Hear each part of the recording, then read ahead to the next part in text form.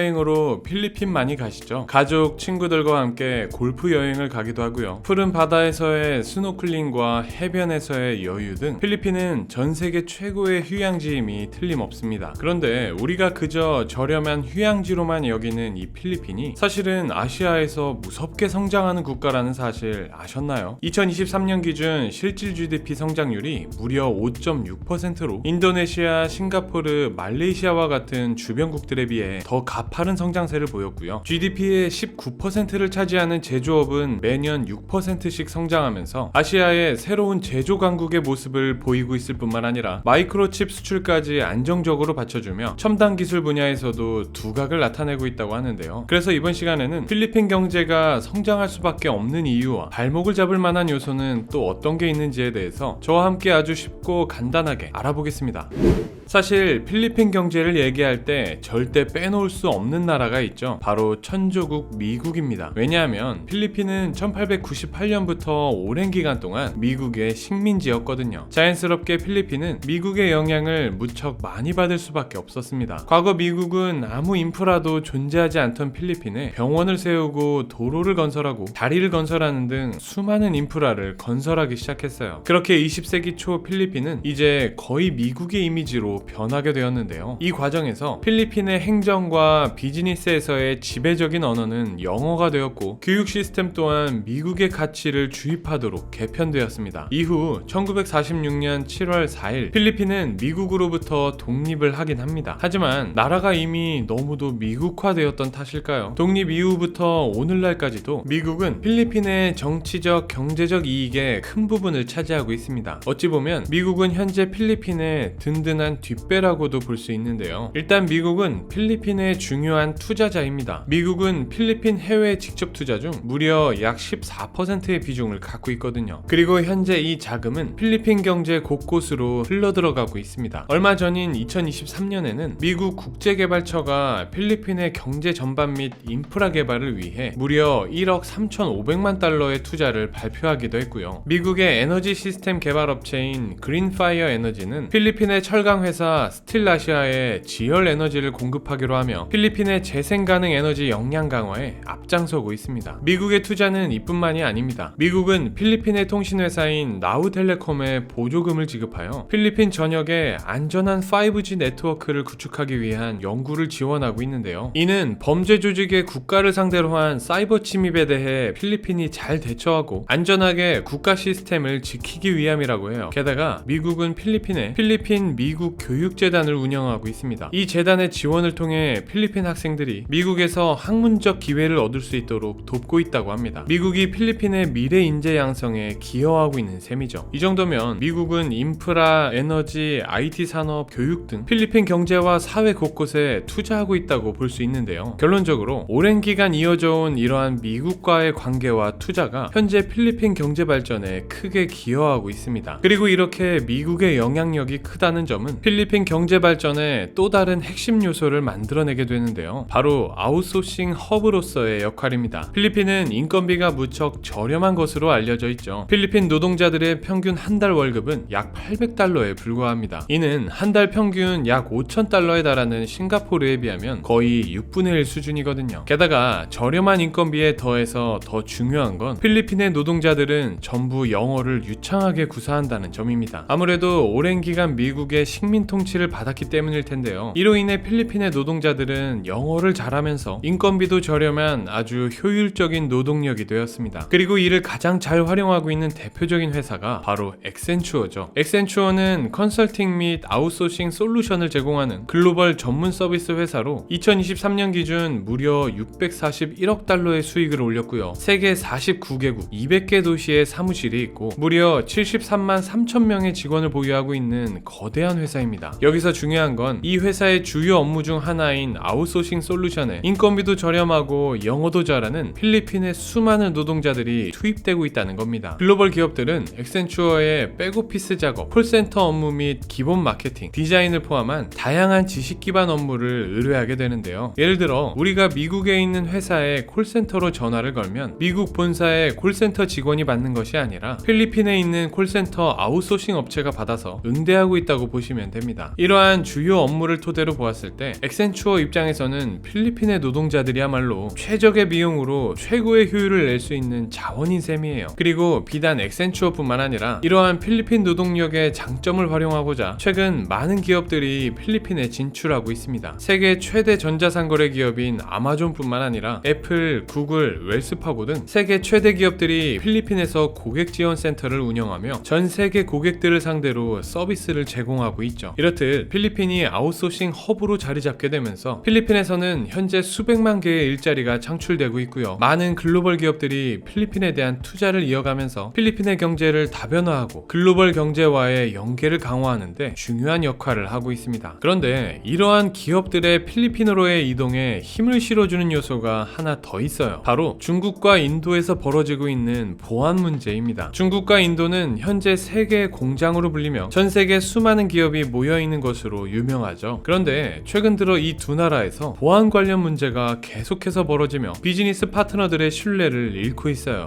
2019년에는 미국의 대표 통신회사인 T-모바일이 인도 하청업체를 통해 기술을 훔친 혐의로 중국의 화웨이를 고소하는 일이 있었죠. 미국 법무부에 따르면 화웨이는 전 세계 기업의 기밀 정보를 훔치기 위해 직원들에게 보너스를 제공하기까지 했다고 합니다. 또한 이러한 보안 문제는 인도 기업들에서도 나타나고 있습니다. 2019년도에는 인도의 대표 아웃소싱 기업인 위프로가 해킹당하면서 수많은 고객의 데이터가 밖으로 유출되는 사건이 있었어요. 당시 위프로의 고객사로 전 세계의 석유 및 가스 회사, 자동차 회사, 항공우주 및 방위, 은행 및 의료기관 등 정보가 무척 중요한 업종의 기업들이 대부분이었거든요. 이런 점을 감안할 때 당시 데이터 해킹 및 유출 사건이 고객 기업들에게 주었던 충격은 엄청났습니다. 이러한 일련의 보안 문제들로 인해 중국과 인도는 전 세계 기업들의 신뢰를 잃고 말았는데요. 심지어 미국은 이 일들로 인해 아웃소싱과 관련한 인도, 중국의 주요 기업들을 블랙리스트에 올리기까지 했죠. 전문가들은 중국과 인도의 연속적인 보안 문제가 기업들을 자연스럽게 필리핀으로 오게 만들었다고 입을 모으고 있습니다. 한마디로 필리핀 입장에서는 전혀 완벽하지 않아도 그저 인도나 중국처럼 나쁜 사건만 없다면 전 세계 기업들에 있어 아주 훌륭한 옵션이 될 수 있다는 거예요. 손 안 대고 코 푸는 격이죠. 여기에 더해서 앞서 살펴본 내용들 이외에도 필리핀은 전혀 의외의 산업에서 강점을 보이는 나라였어요. 바로 조선업과 마이크로칩 생산입니다. 일단 전 세계 조선업을 주름 잡고 있는 나라들이 있죠. 바로 중국과 대한민국 그리고 일본인데요. 이 나라들은 거대한 선박들을 제조할 능력이 있고 이를 바탕으로 전 세계 무역을 주름 잡고 있죠. 게다가 반도체 산업의 경우 TSMC를 앞세운 대만과 삼성전자를 앞세운 대한민국 그리고 엔비디아, 인텔을 앞세운 미국 등이 산업을 주도하고 있습니다. 그런데 이렇게 쟁쟁한 기업들이 많은 이 두 시장에서 필리핀은 정확히 중간 수준으로 이익을 톡톡히 보고 있다고 합니다. 알고 보니 필리핀은 여객선 및 화물선 수출로 연간 약 1억 8천만 달러를 기록하고 있는 조선 강국이었어요. 다만 거대한 배를 만들어내는 다른 조선 강국들과 달리 필리핀은 소형 화물선이나 소형 여객선에 집중했습니다. 거대하고 비싼 화물선을 원하는 회사도 물론 있겠지만 크기는 좀 작아도 비교적 저렴한 가성비가 좋은 화물선을 원하는 이들이 분명 많을 테니까요. 필리핀은 이러한 시장을 노린 것이죠. 이러한 중간 수준의 조선업은 지난 20년간 필리핀의 주요 성장 동력 역할을 해왔습니다. 그리고 이러한 상황은 마이크로칩 분야에서도 마찬가지입니다. 필리핀이 무슨 칩 생산이냐 라고 하시는 분들이 계시겠지만 사실 필리핀 수출에서 제일 큰 비중을 차지하고 있는 것이 바로 이 마이크로칩이거든요. 다만 필리핀이 주로 수출하고 있는 건 TSMC나 삼성전자, 인텔이 만들어내는 고급 반도체가 아닙니다. 어차피 필리핀은 이들만큼의 기술을 보유하지 않았거든요. 대신에 필리핀이 집중한 건 그저 핸드폰, 게임기, 자동차, 산업용 장비에 들어가는 기본 마이크로칩이었습니다. 물론 고급 반도체만큼 수익성이 높지는 않겠죠. 하지만 어떤 제품이든 기본 마이크로칩은 꼭 필요하고 칩에 대한 수요가 이미 충분하기 때문에 필리핀은 굳이 TSMC나 삼성전자와 경쟁할 필요가 없습니다. 이렇듯 가장 중간 수준의 조선업, 중간 수준의 마이크로칩 등 중간 수준의 산업 역량은 필리핀 경제 발전에 크게 기여하고 있는 상황입니다. 그런데 만약 필리핀 경제에 이러한 장점만 있었다면 필리핀은 벌써 아시아의 맹주로 자리 잡았겠죠. 필리핀 경제 발전에 발목을 잡는 요인들 또한 존재하는데요. 먼저 살펴볼 건 필리핀의 부패 문제입니다. 필리핀은 정부 부처부터 일반 기업들 그리고 일반 개인들까지도 뇌물과 리베이트가 만연한 것으로 알려져 있습니다. 2023년 부패 인식 인식 지수에서 필리핀은 180개국 중 115위를 기록하였고요. 점수는 34점으로 낮은 수준을 기록했을 정도죠. 최근인 2024년 5월에는 전 자치 지역 무슬림 민다니오의 수장이었던 누르 미수아리가 약 150만 달러 규모의 가짜 프로젝트에 대한 부패 혐의로 유죄 판결을 받기도 했고요. 팬데믹 기간 동안에는 필리핀 정부가 외국계 제약회사인 파말리와 총 약 8억 달러 규모의 의약품 계약을 체결했으나 이 과정에서 상당한 부패가 발생한 것으로 알려졌습니다. 일부 파말리 임원들이 이 계약에서 부당한 이익을 취한 혐의로 기소되기까지 했는데요. 이렇듯 필리핀의 심각한 부패 문제는 필리핀의 경제 발전과 사회적 신뢰를 저해하고 있는 주요 원인으로 자리 잡은 상황입니다. 게다가 필리핀의 지역 격차 또한 최근 심각한 사회 문제로 대두되고 있습니다. 필리핀은 수많은 섬으로 이루어진 나라죠. 주요 섬을 포함해 필리핀에는 총 7,641개의 섬이 있는데요. 그런데 이렇게 많은 섬들 중에서도 잘 사는 섬은 손에 꼽습니다. 영상에서 보시는 자료는 필리핀의 지역별 1인당 GDP입니다. 보시면 아시겠지만 필리핀의 수도인 마닐라를 비롯한 몇 개의 지역만 소득이 높은 걸 보실 수 있죠. 그 외의 지역은 사실상 빈곤 지역이라고 봐도 될 정도입니다. 1인당 GDP 차이만 거의 9배 가까이 나니까요. 전문가들은 이러한 지역 격차의 원인으로 필리핀의 지역 간 단절을 꼽고 있어요. 아무래도 섬이 너무 많다 보니 물리적으로 연결 자체가 어려운 지역이 많기 때문이죠. 이로 인해 모든 경제, 산업 활동이 수도인 마닐라와 그 인근 지역에 집중될 수밖에 없었고 자연스럽게 다른 지역들과의 격차가 벌어지게 되었습니다. 그리고 이러한 격차는 앞으로 더욱 심해질 수밖에 없는 게 수도인 마닐라와 물리적으로 끊어져 있는 지역들의 경우 투자 유치가 어려운 건 당연하고요. 정부 정책 또한 주요 도시와 산업 중심지에 집중되기 때문에 그 외 지역은 이러한 투자와 지원으로부터 소외되면서 경제 발전이 뒤처질 수밖에 없습니다. 게다가 기업들과 우수 인력들은 이미 경제가 발달했고 인프라가 우수한 지역으로 몰리게 되어 있거든요. 이러한 점들은 필리핀 경제의 균형 잡힌 성장을 저해하고 있습니다. 최근 IT 업계에서 가장 큰 화두인 AI 기술의 발달 또한 필리핀 경제를 위협하고 있는데요. AI 기술은 앞서 살펴본 필리핀 경제의 최대 장점인 아웃소싱 허브 역할에 치명적이라고 볼 수 있습니다. 왜냐하면 이제는 AI 기술 하나만으로도 고객 응대 업무, 콜센터 업무, 창고, 행정, 물류 등 단순 백오피스 업무가 가능해졌기 때문이죠. 해외 기업들 입장에서는 AI 기술만 도입한다면 굳이 인건비 들여가면서 필리핀의 업무를 아웃소싱하지 않아도 단순 업무가 가능해지거든요. 이는 필리핀에서 아웃소싱 업무에 종사하는 수백만 명의 일자리를 조금씩 사라지게 만들 수 있습니다. 그렇게 된다면 필리핀 경제에 미치는 악영향이 엄청나겠죠. 그런데 이렇게 AI에 의해 일자리가 사라지기 이전에 필리핀의 저임금과 열악한 환경을 못 이긴 필리핀의 인재들이 이미 필리핀을 떠나 해외로 향하고 있는 것도 문제입니다. 바로 두뇌 유출 현상인데요. 영상 초반에 말씀드렸듯이 필리핀의 평균 소득은 매우 낮습니다. 게다가 근무 여건 또한 너무 열악하니 노동자들의 만족도가 높을 수가 없겠죠. 그 결과 영어도 유창한 필리핀의 노동자들이 더 좋은 여건을 찾아 해외로 떠나고 있습니다. 특히 필리핀의 간호사들에서 이런 움직임이 두드러지는데요. 수십 년 동안 필리핀은 전 세계적으로 가장 큰 간호사 공급원 중 하나였거든요. 하지만 필리핀 정부의 추정에 의하면 2021년에는 31만 6천 명의 간호사 중 무려 51%가 해외로 이주했다고 해요. 필리핀 간호사 중 절반이 해외로 떠난 셈이죠. 경제 발전을 위해 모두가 합심해서 노력해도 부족한 시기에 이러한 두뇌 유출 문제는 필리핀 경제에 큰 문제로 부각되고 있습니다.